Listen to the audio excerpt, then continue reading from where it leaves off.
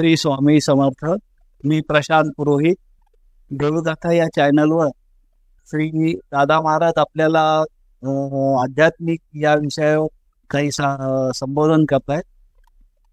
तर मी जोशी काकांना विनंती करतो की त्यांनी कार्यक्रमाला सुरुवात करावी. श्री स्वामी श्री स्वामी समर्थ. आत्ताच प्रशांत पुरोहित यांनी सांगितल्याप्रमाणे आज आपण नामस्मरण आणि जप या संदर्भात आपल्या मठाचे प्रमुख दादा महाराज यांच्याकडनं ही माहिती जाणून घेऊया. मी दादांना विनंती करतो की नामस्मरण आणि जप या संदर्भात आपल्या साधकांना जरा माहिती द्या. श्री स्वामी समर्थ. आता हा विषय सुरू होण्यापूर्वी म्हणजे अध्यात्मात नामस्मरण किंवा जप हा जे शब्द आहेत ते अध्यात्माशी निगडीत आहेत.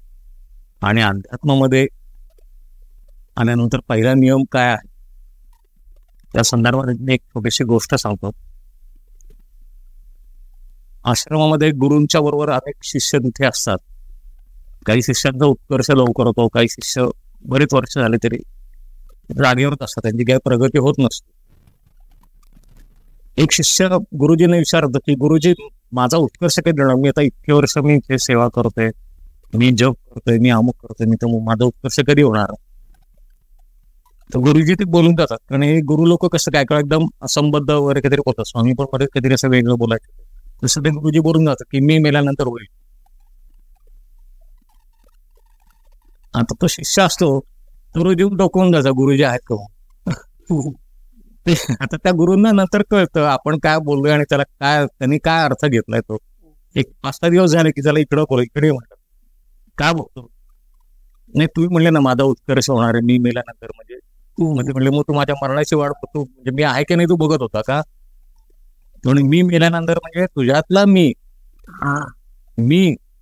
तो जे म्हणत होता मी इतकं करतो मी इतकं करतो ते, पण मी मेल्यानंतरचा उत्कर्ष येईल. ही पहिली गोष्ट लक्षात ठेवली पाहिजे. जे आपण करतोय मी काहीच करत नाही, तो करून घेतोय सगळे, त्याच्या हातामध्ये सगळे तो करून घेतो म्हणून ते आपलं सगळं चाललेलं. मी इतकी पारायणा केली, मी इतका जप केला, मी इतकं तीर्थक्षेत्रांना गेलो दर्शन, मी असं जिथे ना ती प्रगती तिथेच थांबलेली असते. तेवढा म्हणावं तेवढा उत्कर्ष होत नाही. फळ मिळतं त्याला, काही ना काहीतरी फळ मिळतच, पण 100% फळ मिळत नाही. मी सोडून जर का आपण काही केलं तर आपल्याला 100% फळ निश्चित मिळतं. ते जे होईल ते त्यांच्या चरणी आपण अर्पण करायचं. ते नामस्मरण किंवा जप एखाद्या देवतेचं म्हणजे आपण जे स्मरण करतो, जे आपलं आराध्य दैवत असेल, स्मरण त्याचं जेव्हा स्मरण येतं मनामध्ये मग त्याचं नाव येतं. ते आता समजा आपण स्वामींचं आराध्य दैवत आहे कारण आपण बाहेर कुठेतरी आहोत, स्वामींचं जर का स्मरण झालं हे रूप आठवलं की मग नाम आपोआप येतं. मग श्री स्वामी समर्थ मग ते आलं की म्हणून ते नामस्मरण एखाद्या देवतेचं अखंड सतत मनामध्ये त्याचं नाव घेत राहणं त्याला जप किंवा नामस्मरण म्हणतात. अगदी साधी गोष्ट आहे ती. ह्याबाबत असा कुठलाही नियम किंवा नामस्मरणचा आता इतकी सोपी गोष्ट आहे, सगळ्यात सोपी गोष्ट नामस्मरण आहे. सगळ्यात अवघड गोष्ट पण नामस्मरणच. कारण आपण म्हणतो नामस्मरण करावं, नामस्मरण पण ते होत नाही. जसं मी नेहमी सांगतो की प्रवासामध्ये तुम्ही घ्या, तुम्ही महिला काम करत असतील, घरी पोळ्या करतायत, पोळ्या लागतायत, स्वयंपाक करतायत, श्री स्वामी समर्थ करून तर ते आपलं सुद्धा काय काय जमत नाही. मी जेव्हा दुकानामध्ये होतो ना आम्ही अशी सवय लावली होती, जेव्हा रिकामा वेळ असेल, जेव्हा मध्ये 2 गिराईक असतात त्यावेळेला शक्यतो थोडा वेळ कमी मिळायचा, असं पण एक 5 मिनिटं 10 मिनिटं तरी असं मध्ये कुठे मिळत तरी आम्ही ते लिहून काढायचो होतो. अगदी सुरुवातीला तुम्ही असं सांगेन की तुम्ही जे करता नामस्मरण ते जर का लिहिलं तर तो त्याचा पण फायदा 4 पटीने आपल्याला होतो. पहिलं म्हणजे आपण जे लिहितो ते, दुसरं लिहिताना तुम्ही म्हणा, म्हणजे आता समजा श्री स्वामी समर्थ एकदा लिहिलं तुम्ही दुसऱ्याला म्हणताय, तिसऱ्यांदा म्हणजे ते तुम्ही ऐकताय, तुम्ही जे काय बोलताय तुम्हीच ऐकताय, आणि चौथं म्हणजे तुम्ही डोळ्यांनी बघताय. एकच नाव 4 वेळेला आपल्याकडनं होतं, ते क्रिया होते. ती म्हणून सुरुवातीला आपल्याला सवय अशी लागली, आणि ही सवय आहे, नाम घेणं ही सवय आहे. ती अंगीकाराला आपल्याला वेळ लागतो. असं नाही 2-4 दिवस घेतलं की आपल्याला त्याचा फायदा सुरू होईल असं नाही. त्याचं ते तुमचं पूर्वसुकृत काय आहे त्याच्यावरती पण बऱ्याचशा गोष्टी अवलंबून असतात. त्याच्यात काही लोकांना एका जन्मामध्ये सगळे दृष्टांत होतं, सदेह दर्शन घडतं महाराजांचं. काही लोकांना जन्मोजन्मी साधना करून सुद्धा काही होत नाही. त्याच्यामध्ये पूर्वसुकृताचा एक भाग असतो. त्यामध्ये जे काय आपण पाप पुण्य जे काय केलेलं असतं, पापाचं जर का त्याचा तो जास्ती असेल, त्याचा जो वजन जास्ती असेल पापाचं आपल्या शरीरावरती जर का विळखा असेल, तर तुम्ही ह्या जन्मात जे नामस्मरण करत आहात ते तो शरीराचा विळखा तोडायला ते मदत करत असतं. ते जी काय तुमची मागच्या जन्मीचे पण पाप असू देत, या जन्मीतल्या काही चुका असतील, तो पूर्ण तोडल्याशिवाय आपल्याला त्याचं फळ मिळत नाही. आपण जे म्हणतो की नामस्मरणाने शरीर आता हलकं वाटतंय, शुद्ध वाटतंय, चेहऱ्यावर तेज येतंय, हे सगळं त्याचा तो पाप पुण्याचा हिशोब असतो. तर पुण्याचं जे विळखे असतात शरीरावर ते तोडल्याशिवाय मग ते आपल्याला तेज येत नाही. आणि हे फक्त नामस्मरणच करू शकतात. कलियुगामध्ये स्वामींनी सुद्धा सांगितलं की कुठल्याही कर्मकांड काही आवश्यकता नाही. गोंदवलेकर महाराजांनी पण सांगितलं की जो नाम घेईल त्याच्या घरी मी अक्षरशः म्हणजे त्याने सांगितलं की मी पडलेला असेल त्याच्या दारामध्ये, असं त्याच्यात त्यांनी सांगितलं भाषेमध्ये. मग इतकं सोपं साधन आपल्या हातामध्ये आहे.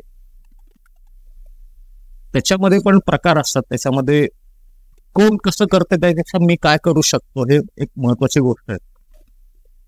त्यांनी अमुक अमुक केलं म्हणून तसं न करता जे मला जमता येते. एखादा जर का साधक उत्तम साधक असेल आणि तो 5-5 तास जर का खाली मांडी घालून बसून साधना करू शकत असेल, आणि एखादा साधक जर का थोडं शरीराने त्याला आजारी असेल किंवा काही मांडी घालताना काही त्रास होत असेल, बसल्यानंतर काही पाठीला त्रास होत असेल आणि त्याने जर का 8 तास केला की नाही मी पण 5 तास बसतो, तर ती एमबी नाही. त्याला जसं जमेल तसं त्यांनी बसावं. ना खाली नाही बसायला, खुर्चीत बसावं. त्याच्यामध्ये जसं आपण एक एक टप्पा पुढे जाऊ ना तसं त्याच्यामध्ये साधनेमध्ये ते प्रकार तसे वाढत जातात. नामस्मरण कसं असावं, जप कसा असावं, त्याच्यामध्ये परत तो विषय आणखी एक वाढत जातात. ते अगदी सुरुवातीला मी सांगतो, जे नवीन येतील त्यांनी काय करायचं, सरळ माळा, अनेक प्रकारच्या माळा असतात बाजारामध्ये. तर सुरुवातीला आपल्याला सवय लावायची असते. कुठल्याही गोष्टीची सवय लावली ना, चांगलं हस्ताक्षर, माझं हस्ताक्षर बघितलं काय म्हणतो तुम्ही, जेव्हा मी फळ्यावर लिहितो तेव्हा सुरुवातीला माझं चांगलं नव्हतं हस्ताक्षर. माझ्याबरोबर मी एका सरकारी नोकरीमध्ये थोडस ते वेकन्सी वगैरे म्हणतात अशा ह्याच्यात मी जेव्हा होतो, तर तिथे ते क्लार्क होते बांडे म्हणून, त्यांचं अक्षर चांगलं होतं. मी जे चित्रांच्याकडे होतो, आमच्याकडे एक मेंदळी म्हणून कॅशर होता, त्याचं अक्षर चांगलं होतं. त्यांनी ते बघायचो, त्यांनी कसं तो र कसा आहे त्यांचा, म कसा, असं करून करून मी प्रयत्न केला हळूहळू. ते माझं पण अक्षर सुधारत गेलं. मी आपण ती सवय लावली. चांगली सवय असते ती पटकन लागत नाही. वाईट सवय जरा 4 माणसाच्या जाऊन गप्पा मारायच्या, आपण इथनं उठून लगेच जाऊ तिकडे गप्पा मारायला. पण आपल्याला जर का म्हणलं नाही अजून इथं बस, अजून 10 मिनिटं बस, नामस्मरण कर, तुम्हालाही कंटाळा येईल शेवटी. आता एवढा एपिसोड बाद झाला म्हणून आपण पुढच्या एपिसोडला असं ते होतं. चांगलं चांगलं ऐकायचं असेल आपल्याला थोडासा कंटाळा येतो, पण तसं न करता ती सवय लावून घ्यायची. सवय लागली की मग ते घडतं, बरोबर घडतं. ते आंघोळ कसे आपण करतो की नाही म्हणजे आंघोळ करणारच. काही जणांना दाढी करायची असत, नाही मी रोज दाढी करणार. तसं नामस्मरण एकच माळ का होईना, एकच माळ करेन. मग ती माळच हवी का, तर सुरुवातीला माळ पण घेऊ नका. शेंगदाणे घे, सरळ मोजून घ्यायचे. 108 शेंगदाणे एका वाटीमध्ये घ्यायचे. श्री स्वामी समर्थ, श्री स्वामी समर्थ. एखाद्या जी बसायची सवय लागेल तुम्हाला, 5 मिनिटं 6 मिनिटं जो काय वेळ लागेल तो, आणि मग त्याच्यानंतर मग आपण माळेकडे जाऊ शकतो. जर का की एक वेळ आपण पाळली की मग अमुक अमुक वेळेला मला इथे जमू शकते, तुम्ही असं म्हणत नाही सकाळच्या वेळेला तुम्ही करा, मग 3 वाजता उठा, 2 वाजता उठा, असं मी काही म्हणत नाही. त्याच्यामध्ये जे तुम्हाला योग्य वाटेल ते उठणं फायदेशीर आहे, पण उठलंच पाहिजे. त्याच्याकरता तुमचा तोटाच होईल असंही नाही त्याच्यात. कारण नामस्मरण ही असं गोष्ट आहे त्याच्यावर तोटा कधीच होत नाही, त्याचं फळ मिळणारच तुम्हाला. ते विस्तव आणि लोणी कसं आहे बघा, तुम्ही ते लोण्याचं भांड त्या विस्तवावर ठेवा तरी ते वितळणार. थोडं बाजूला ठेवलं तरी ते वितळणार. नामच आहे. तुम्ही सकाळी उठून घ्या, पहाटे उठून घ्या, रात्री झोपताना घ्या, फायदा होणारच त्याचा. म्हणजे नामस्मरणाला वेळ काळ असं काही नाही, बंधन काही नाही. म्हणून तर ही उपयुक्त साधना आपल्याला कलियुगामध्ये आहे. कधी कुठे घेऊ शकतो. हो, अंथरुणावर बसून, जे आजारी व्यक्ती असतात त्यांना अंथरुणावर बसून नामस्मरण करा. मंत्र उच्चार वेगळे आणि नामस्मरण वेगळे. नामस्मरणाचा जो भाग आहे तो तुम्ही कधीही कुठेही चालता चालता असं बोटावर मोजून करू शकता. मोजलं पाहिजे अशा करता की मी जसं म्हणलं की पहिले सवय काय लागते त्याच्याकरता ते मोजलं पाहिजे की आज आता माझं इतकं झालं बाबा, जप झाला, 5 माळा झाला, 6 माळा झाला, कुठेतरी हिशोब राहिला. हळूहळू ती गोडी लागली पाहिजे आणि मग ती जे मी सांगितलं सुरुवात जे शेंगदाण्यावर आपण माळ्यावरती नंतर ती माळ पण सुटली पाहिजे, असं ते होतं नंतर त्याच्यात. मग बसायला काय पाहिजे आपल्याला, जर का शेंगदाण्याचं आपण सुरुवात केली मग बसायला कसं पाहिजे आसन, मग तुम्ही त्याचं योग्य आसन पाहिजे. तुम्ही लोखंडावरती बसू नका. इथे बाकार मी नेहमी जेव्हा येऊन बघतो कोण ना कोणतरी बसलेलं असतं, इथे म्हणतो की तसं नाही, तुम्ही खाली बसा, ते चटई घ्या किंवा मग ती चटई तर घ्या, नुसतं लोखंडावर तुम्ही बसू नका,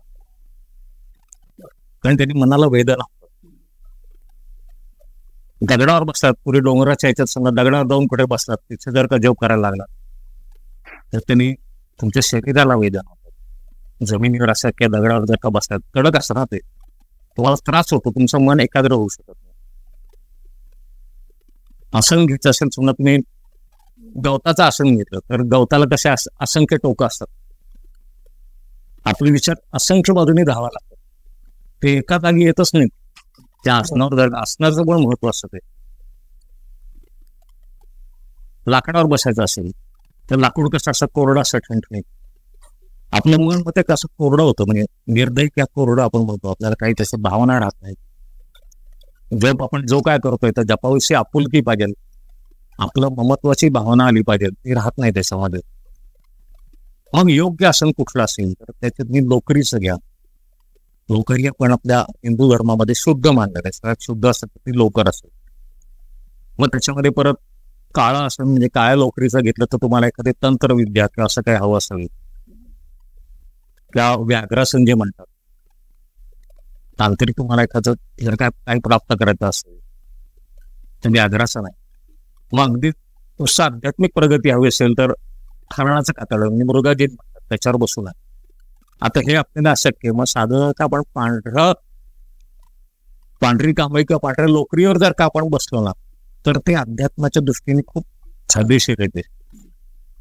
पांढरा हा रंग, त्याच्यावर जर का बसून आपण जप केला किंवा नामस्मरण केलं तर आपली मोक्ष परिधानाची योग्यता निर्माण होते. आणि त्या सिद्धी सांगितलेल्या आहेत, जपानी जे काय प्राप्त होतं ती सिद्धी किंवा ते आपल्याला तेज आपल्याला त्या पांढऱ्या आसनावर बसलो तर प्राप्त होतं. कारण आसनाला पण फार महत्व आहे. आसन कसं त्याच्यावर ठेवायचं, आसनावर पाय न देता आपण त्याच्यावर बसायचं असतं, पाय न देता मग बाजूला उभं राहायचं.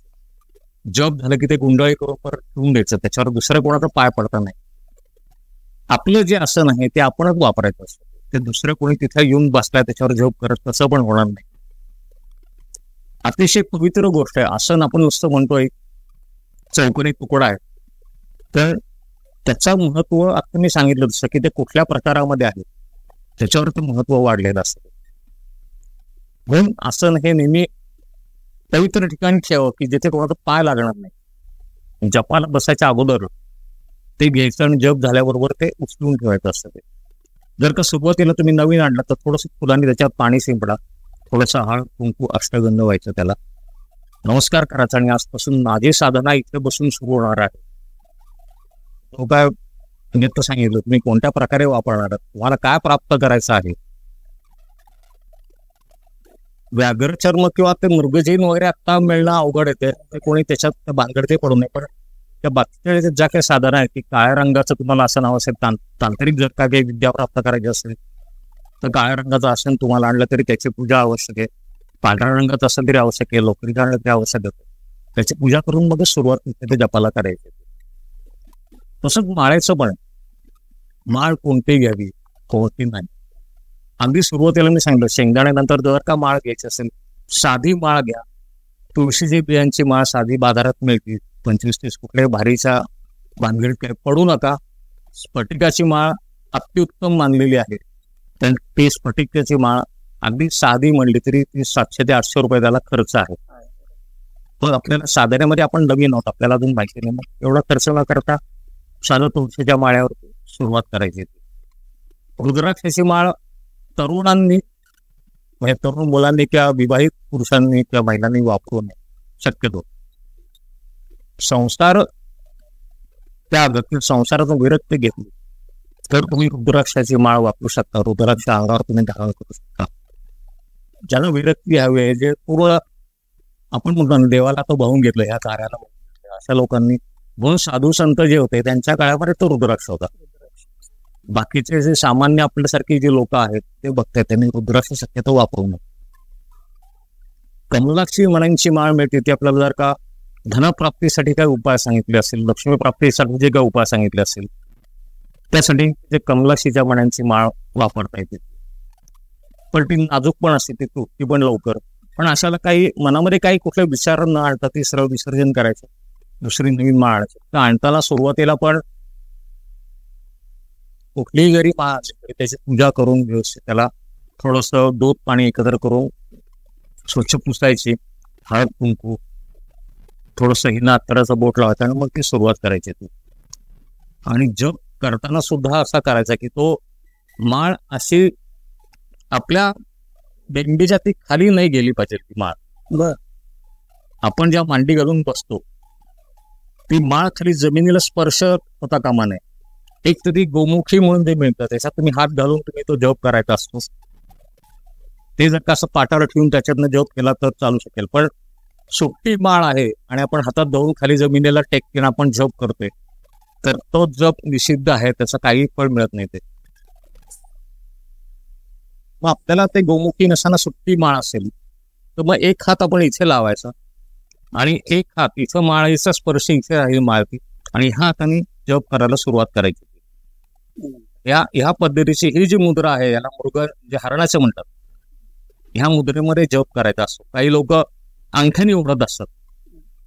अंगठ्याने न ओढता काल आपल्याकडं ज्या काकू बसल्या इथे आपल्या त्या अंगठ्याने मी त्यांना सांगितलं की असं माळ ओढू नका. ती माळ ओढायची पण ती पद्धत आहे ती अंगठ्याने. म्हणजे आपण समोरचं जे बाहेर जे दुःख असेल जे कटुक असेल ते आपण आपल्याकडे ओढतोय, ते तसं नाही करायचं. ते हा जो प्रकार की येणारं वर्ण जे काय असेल ते खाली त्याला ढकलायचं. ते कुठलीही संकट असू देत, अडचणी असो, मी त्याला खाली ढकलून मी त्याच्यावर उभा राहणार. ती ताकद मला त्या माळेतनं मिळते.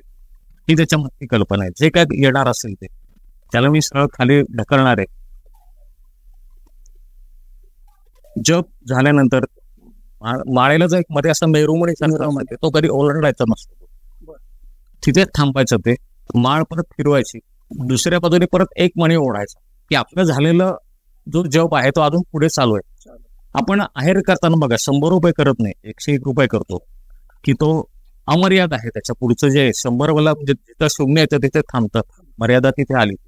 आपला जप हा अमर्याद आहे, तो पुढे सुरू राहणार आहे. म्हणून पुढच्या पण जप एक मणी तो ओढून ठेवायचा, तो माळ फिरून ती. आणि मग आपल्या डोळ्याला लावून परत जिथे आपला आराध्य दैवत असेल, स्वामी असेल, तिथे त्यांच्या चरणापाशी त्या एखाद्या डबीमध्ये त्या तुमचं जे पूजेचं जे काय साहित्य ठेवलं असेल, ड्रॉवर असेल, माळ ठेवून द्यायचं. साधे साधे नियम आहेत, साध्या साध्या गोष्टी आहेत. जपाचे प्रकार आहेत त्यामध्ये आपण किंवा ही जी काही साधन आहे त्याच्यामध्ये वेळेचं बंधन कसं असतं, काय असतं, त्याबाबत मला वाटतं आपण आणखी नाही काही भागामध्ये बोलू शकतो. हरिमुखे म्हणा पुण्याची गणना कोण करी. दादांच्या आताच्या चर्चेमध्ये नामस्मरण, जप, माळेचं महत्व, कशा पद्धतीने त्याची साधना, बऱ्याच विषयावर ओहापोह दादांनी केलेला आहे. असाच अजून एक आध्यात्मिक विषय घेऊन आपण पुढील भागात अवश्य भेटू. श्री स्वामी समर्थ. श्री स्वामी.